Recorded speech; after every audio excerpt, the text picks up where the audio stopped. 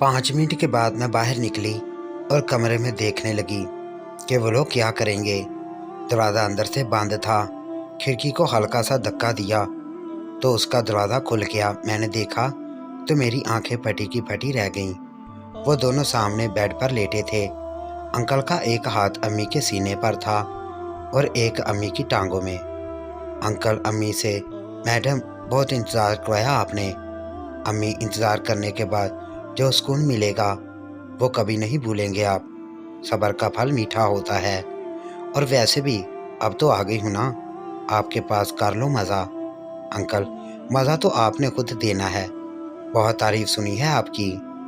अम्मी, ठीक है फिर आपको ना भूलने वाला मज़ा दूंगी। और अम्मी ने उठकर अंकल के हाथ ऊपर किए और कमीज़ उतार दी और अंकल के सीने पर किसिंग करने लगी। अंकल ने आंखें बंद कर लीं। अम्मी ने खूब किसिंग की और अंकल की बस आ निकल रही थी। फिर अम्मी नीचे आने लगी और किसिंग करते हुए अंकल के पेट को मसला। अब अंकल से बर्दाश्त नहीं हो रहा था तो उन्होंने अम्मी को बालों को पीछे से पकड़ा और ज़ोर से अंदर करने लगे। लेकिन अम्मी उसके लिए तैयार थीं। अम्मी ने बोला, अभी तो बहुत कुछ बाकी है। 2 मिनट बाद अंकल की सांस बहाल हुई और बोले कि दिल खुश कर दिया आपने, मैं आज से आपका गुलाम हुआ। अम्मी हंसकर बोली, अभी से खुश हो गए, अभी तो शुरू भी नहीं हुआ। अंकल, जब आगाज़ इतना अच्छा किया तो मैं समझ गया कि असद और उसके दोस्त क्यों आपके पीछे मरते हैं। 7-5 मिनट बाद वो अम्मी की तारीफ़ें करते रहे। फिर बोले, मुझे जन्नत की सैर करवा दो। अम्मी ने बोला, हम तो आपकी खिदमत के लिए तैयार हैं। अंकल बोले, अभी तुम लेटो, मैं आप लोगों के लिए खाने के लिए कुछ लाता हूँ। और कपड़े पहनने लगे। मैं जल्दी से भागकर अपने वाले रूम में चली गई और टीवी देखने लगी। फिर अंकल बाइक लेकर निकल गए। 2 मिनट बाद अम्मी मेरे पास आई और बोली, तुम बोर तो नहीं हो गई? नहीं अम्मी, मैं टीवी पर बहुत अच्छी फिल्म लगी थी, वो देख रही थी। अम्मी, अच्छा देख लो। मैं, अम्मी पैसे मिल गए, हम अब चलें? अम्मी, नहीं बेटा, अंकल के पास सारे पैसे नहीं तो वो दुकान से लेने गए हैं। ओके अम्मी। कुछ देर में अंकल आ गए। मैंने पर्दा कर लिया और वो बाहर से आवाज़ देकर अम्मी को बुलाया और खाने की चीज़ें दी। समोसे थे, बर्गर और कोल्ड ड्रिंक। अम्मी ने और मैंने अच्छी तरह से खाया और अम्मी 5 मिनट मेरे पास बैठी और बोली, अंकल का काम बाकी है, मैं वो करके आती हूँ, फिर पैसे मिलेंगे। अम्मी, आप अंकल का अच्छे से काम करो ताकि वो खुश होकर ज़्यादा सारा इनाम भी दे।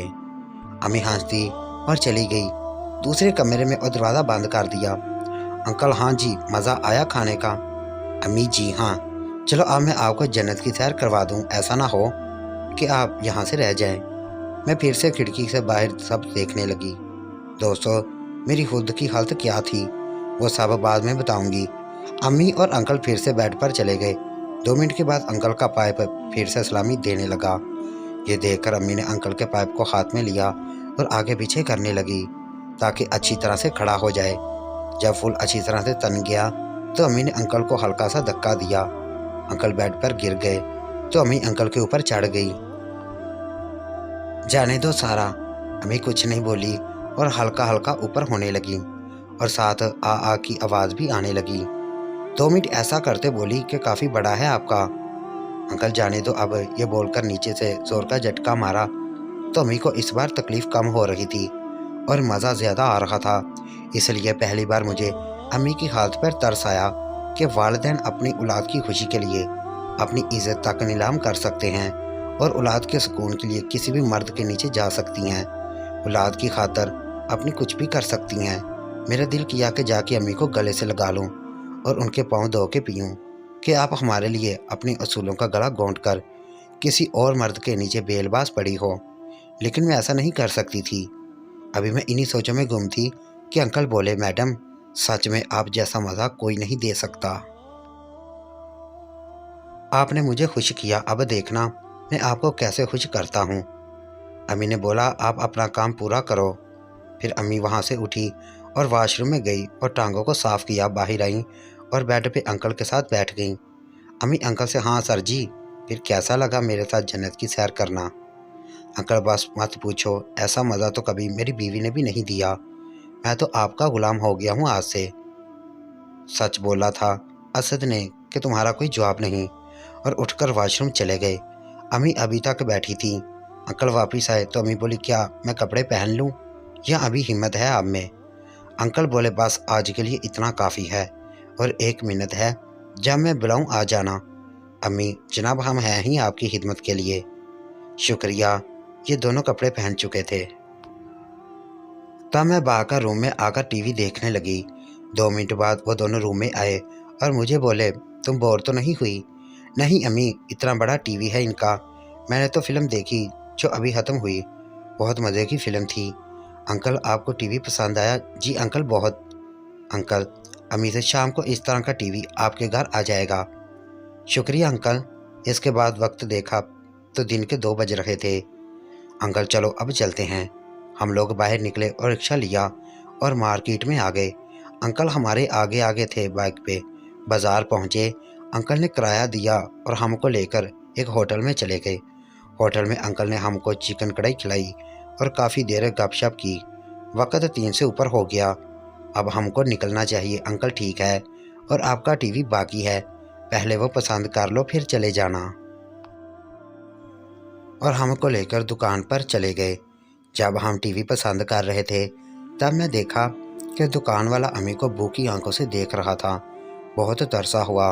हम लोग टीवी पसंद करके आ गए। अंकल ने बोला ये आपके घर आ जाएगा, और हम वहाँ से निकले तो अंकल ने अम्मी को 15,000 रुपये लिख दिए और बोले, नाराज़ मत होना, अभी इतने ही मेरे पास, और अगली बार इसके बाद 2,000 मुझे अलग से देकर। बेटा ये आपके हैं, जो मर्ज़ी ले लेना। उसके बाद वो इजाज़त लेकर चले गए। वहाँ से हम असद की दुकान पर आए तो असद ने कोल्ड ड्रिंक मंगवा ली। जब बोतल पी रहे थे तो असद कुछ इशारे कर रहा था, तो अम्मी ने बोला कि आज बहुत थक गई हूँ, आपका काम अगली बार। असद चुप हो गया। वहाँ से घर के लिए निकले। असद ने अम्मी को 500 रुपये किराया दिया और वहाँ से हम अड्डे की तरफ चल दिए। रास्ते में अम्मी ने एक मेडिकल से कुछ दवाई ली और हम निकल पड़े। अभी अड्डे के पास ही थे कि मेरे छोटे वाले चाचू नज़र आए। हम इग्नोर करके आगे जाने लगे तो वो पास आए। मैंने सलाम किया तो चाचू बोले, घर जा रहे हो? जी चाचू। इतने में वो अम्मी के पास गए और सलाम किया और बोले, भाभी मैं भी घर जा रहा हूँ, आप मेरे साथ चलें। अम्मी ने इनकार किया तो बोले, भाभी मुझसे क्या नाराज़गी, चलो ना प्लीज़। अम्मी और मैं चाचू के साथ उनकी बाइक पे घर आ गए। घर आते ही मैं चाचू के लिए चाय बनाने चली गई और जल्दी से चाय बना लाई।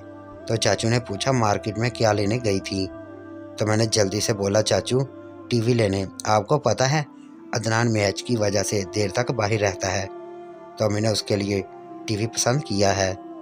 चाचू मुबारक हो, फिर तो मुझे भी दिखाओ। मैं चाचू शाम तक आएगा। दोस्तों इसकी अगली किस्त कल इसी टाइम रात को अपलोड कर दी जाएगी और उन्हीं दोस्तों तक पहुंचेगी जिन्होंने हमारे इस चैनल को सब्सक्राइब किया होगा।